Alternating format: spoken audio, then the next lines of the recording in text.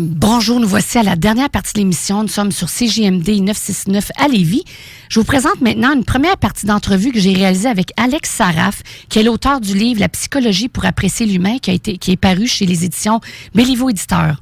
Monsieur Saraf est psychopédagogue, professeur de psychologie au Cégep de Saint-Laurent à Montréal depuis plus d'une quinzaine d'années. C'est un professeur polyvalent qui a enseigné divers cours reliés à la psychologie.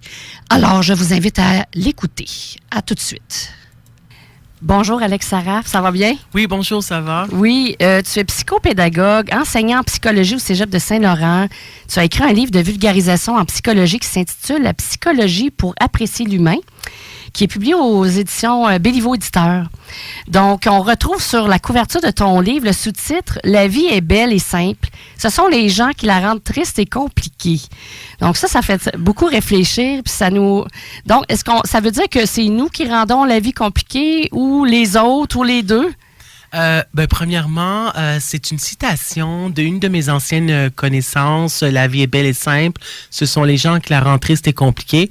Moi, au début, la façon que je l'avais vue, ce sont les autres qui nous rendent la vie plus compliquée. Parce que les relations interpersonnelles sont difficiles, sont compliquées. Tu sais, j'ai écrit dans mon livre, nos relations interpersonnelles sont à la fois enrichissantes et nourrissantes, mais peuvent être aussi compliquées et déroutantes. Puis il y a aussi la violence dans les relations interpersonnelles. Par exemple, chez les adolescents, un ado sur 5, en fin de compte, un ado sur 5 vit de la violence dans sa relation de couple. Puis, tu sais, chaque personne a son style de personnalité, son caractère, son tempérament, son ego. Moi, la façon que je l'ai vu au début, ce sont les autres qui nous rendent la vie plus compliquée. Mais ensuite, il y avait l'autre côté de la médaille. Il y avait les autres personnes qui l'ont vu on peut nous rendre la vie plus compliquée soi-même. Puis là, je me suis dit, ça se peut, c'est vrai que les autres, on peut se rendre notre vie plus compliqué, puis je me suis dit, c'est vrai, parce que parfois, on peut saboter notre propre bonheur. Tu sais, on cherche la personne idéale, la relation amoureuse parfaite, hein, la perfection, ça n'existe pas. On a la difficulté à accéder à notre propre bonheur, que ce soit notre bonheur personnel, professionnel, amoureux, etc., là, amical, et ainsi de suite. Donc, je pense qu'il y a les deux façons de voir les choses, les deux côtés de la médaille, puis les deux sont vrais. Intéressant. Est-ce que... il y a une autre expression que j'aime beaucoup que tu utilises dans ton livre, c'est découvrir la mosaïque humaine. Puis je te cite, c'est un extrait que je lis à la page 16 de ton livre. Vas-y. C'est « Chaque être humain est beau en son genre, comme chaque fleur est ravissante. Comme les pétales qui composent une fleur, chaque être humain a ses propres caractéristiques physiques et psychologiques. Il suffit de comprendre la psychologie de l'individu pour apprécier celle-ci. » Donc, qu'est-ce que tu apprécies, toi, de l'être humain? Moi, j'apprécie, premièrement, chacun a sa propre couleur. J'apprécie la différence, que chaque personne est unique. Hein? Donc, ça, c'est un des slogans au programme éducatif de la garderie, des centres de la petite enfance. Chaque enfant est unique. Donc, moi, je pense la mosaïque humaine, puis je l'enseigne à mes étudiants, que chaque personne est unique. Ça veut dire qu'il a sa propre personnalité, ses forces, ses points à améliorer, ainsi de suite, son vécu, son expérience personnelle, et ainsi de suite. Donc, moi, c'est ça ce que j'apprécie de l'être humain. J'apprécie aussi les gens qui sont authentiques, les gens qui sont vrais, les gens qui sont sympathiques, les gens qui sont empathiques. Pour moi, c'est important, l'empathie ou la sympathie. Les gens qui vont aussi... dire les vraies affaires, nous le dire en personne, quand ils sont contents, quand ils sont pas contents, et ainsi de suite. Puis le respect aussi, c'est important pour moi. Les relations interpersonnelles qui vont bien, en fin de compte, puis d'accepter la différence aussi. Ça, c'est vrai. C'est ce que j'apprécie. Puis qu'est-ce qu'on aime un peu moins de l'être humain? Moi, ce que je n'aime pas, ou ce que j'aime moins, parfois, j'ai de la difficulté avec les gens qui sont plus stratégiques. Parce que moi, je suis quelqu'un qui est authentique. Donc, quand on est authentique, on veut être associé avec des gens qui sont authentiques. Je comprends pourquoi aussi il y a des gens qui sont stratégiques. Et parfois, il faut être stratégique. Moi, ce que je n'aime pas aussi, c'est les gens qui sont plutôt passifs-agressifs. Ça, j'aime pas ça. Ça veut dire que moi, j'aime les gens qui sont affirmatifs. Passif, ça veut dire que tu ne le dis pas à la personne, mais tu le dis derrière son dos. Puis ça, j'aime pas ça. Si tu as quelque chose que t'aimes pas ce que j'ai dit, ce que j'ai fait, j'aimerais ça que tu me le dises. Puis si t'es pas capable de me le dire, pourquoi tu le dirais à quelqu'un d'autre? Puis moi, je l'entends après. Ça, c'est ce que j'aime pas. Ça me dérange. Le manque de respect aussi. L'agressivité, la banalisation de la violence aussi. Les gens qui jugent, ça, j'aime pas ça. Je vais être honnête avec toi. J'aime pas être jugé parce que moi, je juge pas les gens. J'aime accepter les gens tels qu'ils sont. Donc, tout ce qui est sexisme, homophobie, xénophobie. On peut en nommer plein. Homophobie, transphobie, là, regarde ce que j'aime pas. Puis c'est ça. Puis comment on peut expliquer ça, ce côté sombre de l'humain? Moi, je pense que c'est la nature humaine qui a toujours existé. Faut comme l'accepter que ça existe. Ça autant existe. Le positif que le négatif. Le négatif, ça existe le positif. Moi, ce que j'aime pas aussi, c'est quand on focus juste sur le négatif. Donc, il faut voir aussi le positif. Moi, je suis d'approche psychologie positive, donc on va en parler tantôt. De prendre le négatif, puis de le tourner en positif, d'entendre aussi le positif. Je veux entendre le positif, qu'est-ce qui va bien. Parfois, on entend juste du négatif. Puis, les rapports de force aussi, la domination, les gens qui ont des personnalités fortes aussi, c'est difficile aussi parfois. Parce que quand on a une personnalité forte, puis on est avec une autre personne qui a une personnalité forte, c'est difficile de s'accommoder. Fait que quand les relations interpersonnelles sont compliquées, donc, je pense que oui. C'est ça. Ça a toujours existé, cette nature humaine-là, et ça ne changera pas. Est-ce qu'on peut quand même s'améliorer au fil du temps? Je pense qu'on peut s'améliorer. C'est que moi, je crois aussi que les attitudes sont difficiles à changer, puis j'en parle des attitudes dans mon livre. L'attitude, c'est l'aspect cognitif, intellectuel, les pensées, les croyances, les attentes, etc. C'est l'aspect comportemental, ça veut dire les gestes que l'on voit, action, réaction, observable et mesurable. La définition de psychologie en direct, le livre. Puis aussi, on a l'aspect affectif, l'aspect émotif. Donc, on peut changer les comportements, on peut donner des punitions, etc. Mais on peut changer aussi les façons de penser, faire de la restructuration cognitive, les pensées biaisées, rationnelles, dysfonctionnelles, puis reformuler nos propres pensées, nos propres croyances biaisées. Mais c'est difficile de changer l'affectif. Quelqu'un qui n'a pas aimé ta face, il n'a pas aimé ta face, puis ça ne changera pas. Les gens qui t'aiment pas, moi aussi, moi je crois que, les gens qui ont une image négative de nous, une perception sociale, que c'est très ancré, ça nous appartient ce que les gens pensent de nous, en fin de compte. Il ne faut pas s'en faire. On ne peut pas être aimé par tout le monde. Non, c'est ça, on ne peut pas aimer tout le monde. Non. Puis on ne peut pas se faire aimer de tout le monde non plus. Puis on ne veut pas être aimé par tout le monde. Pourquoi on veut être aimé par tout le monde? Ça serait le fun de l'être. Ça, c'est l'idéal. On n'est pas dans un monde idéal. Puis il faut accepter la nature humaine telle qu'elle est née. Puis il faut aussi accepter qu'il y a des gens qui sont plus sensibles que d'autres, puis etc. Puis les gens qui peuvent être plus différents. Puis la différence dérange. L'originalité aussi. Puis ça leur appartient à eux autres. Ça ne nous appartient pas. Nous, on peut changer nos propres comportements, nos façons de penser. L'affectif, c'est très difficile à changer. On peut changer les attitudes, oui, mais on est qui on est, en fin de compte. Puis dans ton livre, tu abordes plusieurs thèmes. Est-ce que tu pourrais nous en nommer quelques-uns? Oui, mais c'est ça, de mémoire, l'adolescence. Donc, c'est sûr que moi, j'enseigne au Cégep de Saint-Laurent à Montréal depuis plus qu'une quinzaine d'années. Donc, je parle de l'adolescence comme une période de développement humain entre l'enfance puis le début de l'âge adulte. Donc, c'est une période qui est difficile aussi à vivre, une période de remise en question, de questionnement, de découverte de soi, d'expérimentation, de construction de l'identité, de concept de soi, etc. Puis, je parle aussi de la santé sexuelle. La santé sexuelle, c'est le deuxième chapitre qui a été validé par une sexologue clinicienne, Nicole Audette, parce qu'il y avait des gens aussi qui ont lu des chapitres du livre. Oui, c'est ça. Il y a une particularité intéressante, c'est qu'il y a plusieurs spécialistes dans le domaine qui ont validé le contenu de ton livre. Il y a plusieurs spécialistes qui ont validé le contenu. Premièrement, Yvon Dallaire, qui est un psychologue clinicien qui vient ici une fois par mois, en fin de compte, avec Marilyn Petit, Toi et nous. C'est moi qui avais dit à Yvon Dallaire sur Facebook à propos de l'émission de Marilyn Petit que j'ai passée avec elle, Toi et nous. Puis là, il était intéressé. Ils se sont contactés, puis c'est lui qui s'en vient, là. Puis c'est un psychologue clinicien dans la ville de Québec c'est un formateur, c'est un conférencier, puis c'est un grand auteur, un grand succès, renommé international. Puis c'est lui qui a écrit la préface de mon livre. Donc, il a lu tout le livre, puis a validé tout le livre. Ensuite, il y avait les 13 pages sur les orientations sexuelles et les identités de genre qui ont été validées par Michel Doré, qui est un sociologue de la sexualité, qui a écrit beaucoup de livres, là, renommé international aussi. Il y avait Nicole Audette, que je connais, qui est sexologue clinicienne, qui a validé le chapitre sur la santé sexuelle. Puis il y avait ensuite Yves Saint-Arnaud. Yves Saint-Arnaud, c'est un ancien psychologue d'approche humaniste, c'est un auteur aussi, qui a validé le chapitre sur la dynamique de groupe par rapport à son modèle de groupe optimal. Puis, il y avait aussi André Binette qui a lu le chapitre sur la santé mentale et la psychopathologie. Donc, il y avait ces 5 auteurs, en fin de compte, que je voulais que ces gens-là, en fin de compte, valident les chapitres. Puis, il y a aussi le chapitre sur la santé mentale, la psychopatho. Il y a le chapitre sur l'amour et le deuil, sur la santé amoureuse, sur les relations interpersonnelles, la dynamique de groupe, ces ados, élèves qu'on aime. Je me suis inspirée du livre de la thérapeute, enseignante et psychopédagogue Martine Beauvais qui a écrit Ces ados qu'on aime. J'ai écrit Ces ados, élèves qu'on aime, etc. Là. C'est vraiment 12 chapitres. Il y a 2 chapitres sur la pédagogie collégiale, la violence dans les relations aussi.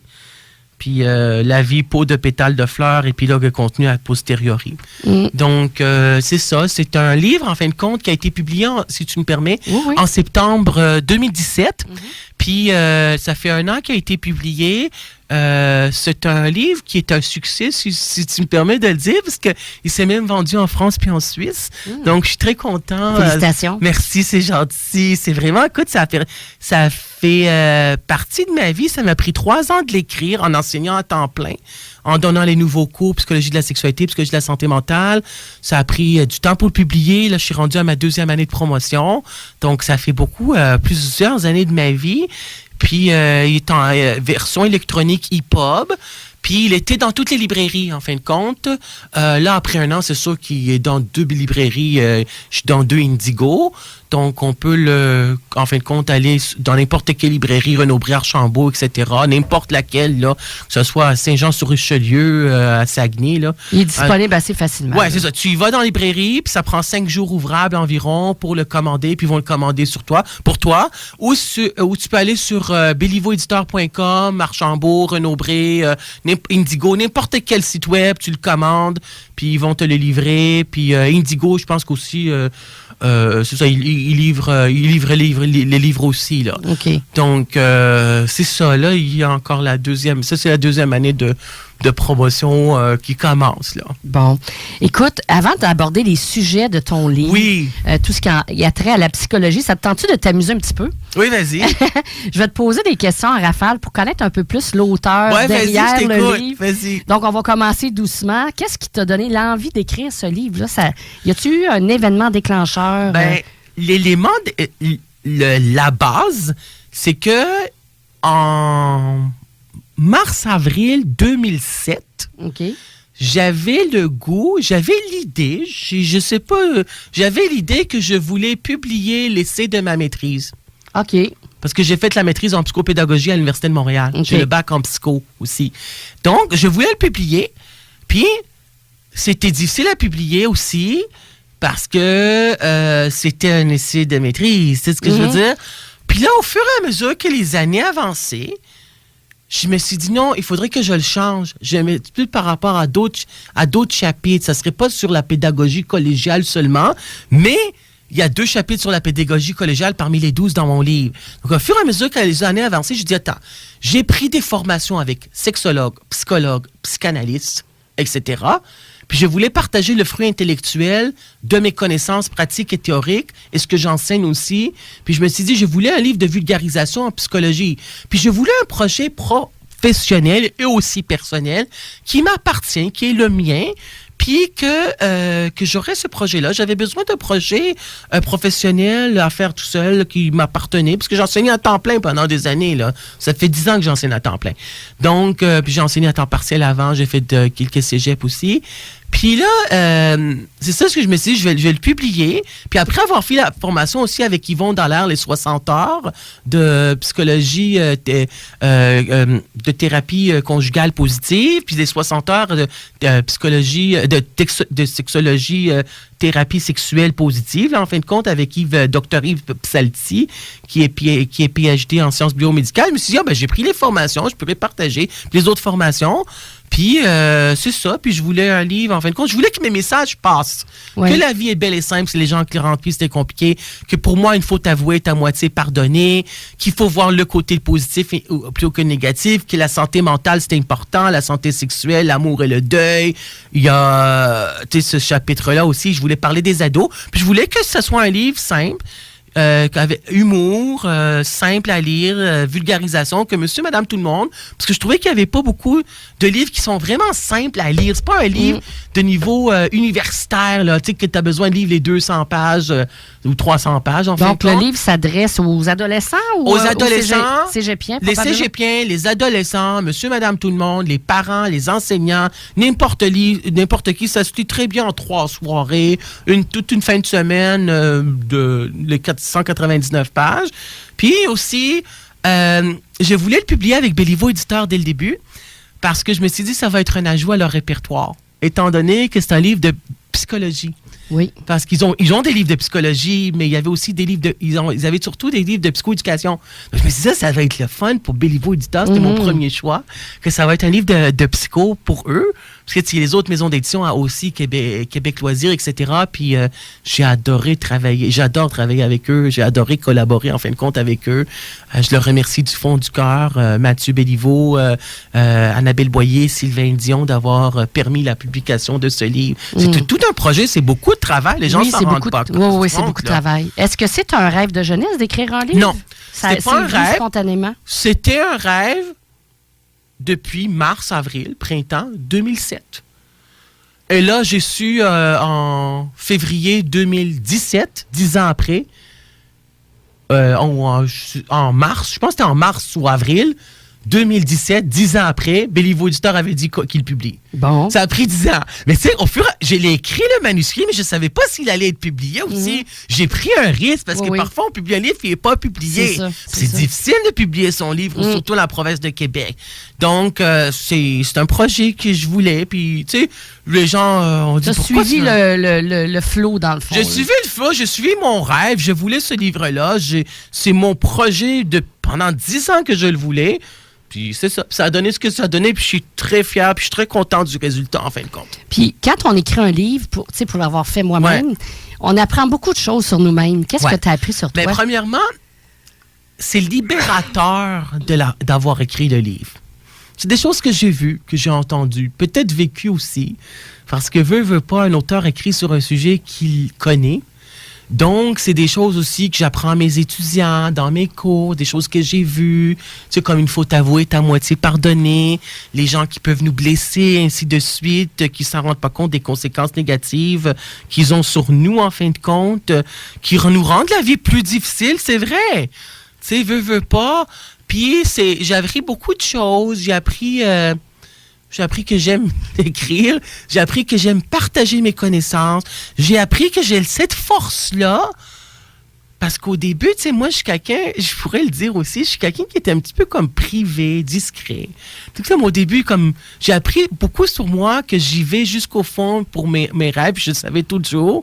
Mais, tu sais, comme, que je suis correct, que j'ai fait Facebook, que je suis sur Facebook, que j'ai mis mes vidéos sur YouTube. Au début, je ne voulais pas mettre aucune capsule. Je voulais pas mettre de capsule vidéo sur YouTube. Je ne voulais même pas ma photo à l'endos de la page couverture. Mais j'ai tout fait. J'étais allé jusqu'au bout, jusqu'à mes limites où je pouvais y aller. Tu es sorti de ta zone de confort. Je suis sorti de ma zone de confort. Puis là, il y a l'animateur Kamal, je ne me rappelle plus de son nom de famille, je suis désolé, pour le canal Ici Télévision, l'émission Arts et Lettres. puis ils veulent m'inviter en 2019. Oh, c'est cool. Donc, ça serait génial d'aller à la télévision. Puis ça aussi, ça me fait sortir de ma zone de confort. Parce que, veux pas, c'est stressant. C'est pas tout le monde qui va aimer ce que tu dis à la télévision aussi, même à la radio. On peut pas être aimé par tout le monde. Les gens jugent aussi, c'est certain. Mais c'est sorti de ma zone de confort. Puis, j'ai cette force-là en moi. C'est tout ce que j'ai appris. Que j'ai cette force-là en moi de le faire, de le publier. Puis, au début, les auteurs, nous autres, quand on publie un livre, ça, je vais être honnête avec toi parce que j'ai, avec vous autres aussi, les auditeurs, quand on publie un livre, puis j'en ai parlé à plusieurs auteurs que je connais qui ont publié, on a toujours la peur de publier son livre. On a la peur dans le sens que, puis moi, je l'avais, dans le sens que moi, j'ai été ambivalent de publier mon livre jusqu'à la fin. Je l'ai été pendant 10 ans, mais j'étais plus ambivalent quand j'ai su que le livre était à la reprographie. C'est parce qu'on s'expose. On expose. C'est pas juste qu'on s'expose parce que c'est ça, on s'expose, oui, mais c'est parce qu'on est ambivalent. Moi, j'ai écrit dans mon livre ainsi que des désirs et d'ambivalence d'avoir publié le livre. C'était là pendant 10 ans. On est ambivalent, on a la crainte de qu'est-ce que les gens vont penser? Est-ce qu'ils vont aimer? Est-ce qu'il y a des gens qui vont juger? Est-ce qu'il y en a qui vont pas aimer? Qu'est-ce que ça va donner? Puis c'est ça, puis le livre, c'est sûr que on s'ouvre aussi à la critique. Moi, j'ai eu des bonnes critiques par rapport à mon livre. J'ai pas entendu du négatif du tout, là. Mais tu sais, je suis comme, on sait pas, puis c'est toujours comme ça. Moi, je me rappelle, à un moment donné, j'avais suivi une conférence, si tu me permets, avec Marie-Cécile Labrèche, qui a publié le livre, qui a écrit le livre à grand succès, un livre d'autofiction, Borderline. Oui. Puis une journée avant que le livre sorte, là, édition Boréal, elle nous avait dit ça en conférence. Une journée avant, elle a dit je veux pas que mon livre sorte demain. C'est ce que je veux dire, mais il est trop tard. Mais parce qu'elle voulait pas. C'est comme le dernier saut. C'est le dernier saut. Non, je veux pas. Mais ça s'est publié, puis c'était super bon, son livre. Puis son livre, Borderline, puis La Brèche, ont servi pour le film avec le personnage, entre autres, principal, Isabelle Blais. Le film Borderline, qui a été co-scénarisé par Marie-Cécile Labrèche et Lynn Charlebois. Donc, c'était génial. Le film, les psychologues cliniciens ont vraiment aimé le film Borderline, puis le grand public aussi. Ça parle du trouble de la personnalité borderline, là. Oui, c'est ça. T'en parles justement dans le livre un petit peu. J'en parle, de l'instabilité, et tout ça, là. Mais ils sont attachants, les borderline. Vas-y. Comment t'as procédé pour écrire ton livre? Avais-tu une routine particulière? C'est ça. C'est une bonne question que tu me poses. C'est que moi, ce que je faisais, c'est que moi, j'enseigne à temps plein depuis 10 ans, puis j'ai enseigné à temps plein, puis j'ai donné les cours psychologie de la sexualité pour la première fois, puis santé mentale, en écrivant le livre pendant 3 ans. Moi, ce que je faisais, c'est ça ce que je dis aux gens qui veulent écrire un livre. Tu écris, tout le monde dit ça, là, ceux qui ont écrit un livre, tu écris quand tu veux écrire. Dans le sens que si il est 8 heures le soir, puis tu as le goût d'écrire, tu t'en vas, tu te dis, attends, j'ai écrit par rapport, mettons, à l'empathie. Je vais ajouter ça, je vais ajouter la définition, je vais ajouter des exemples. Tu écris quand tu as envie d'écrire. Donc, moi, ce que je faisais, c'est que j'enseignais. Tu sais, parfois, j'enseigne jusqu'à 6 heures, parfois, j'enseigne jusqu'à 3 heures. Puis, je venais chez moi, puis j'écrivais quand j'avais envie, puis quand je voulais réviser les choses. Et je peux te dire que parfois, j'enseignais à 8 heures le matin, puis je dormais à 2h30 du matin et je devais me réveiller 4 heures après pour 6h30. Puis à un moment donné, j'ai tapé tellement quand j'écrivais, j'avais comme un petit peu de syndrome de tunnel carpien, parce que j'écrivais beaucoup, mais j'avais quand même un petit peu mal parce que là, j'écrivais pendant 3 ans, mais en énorme, c'est parfois une semaine, tu n'écris rien, là. Pendant 2 mois, tu n'écris rien. Tu comprends-tu? Puis là, réviser pour le français, le relire le manuscrit quand je suis...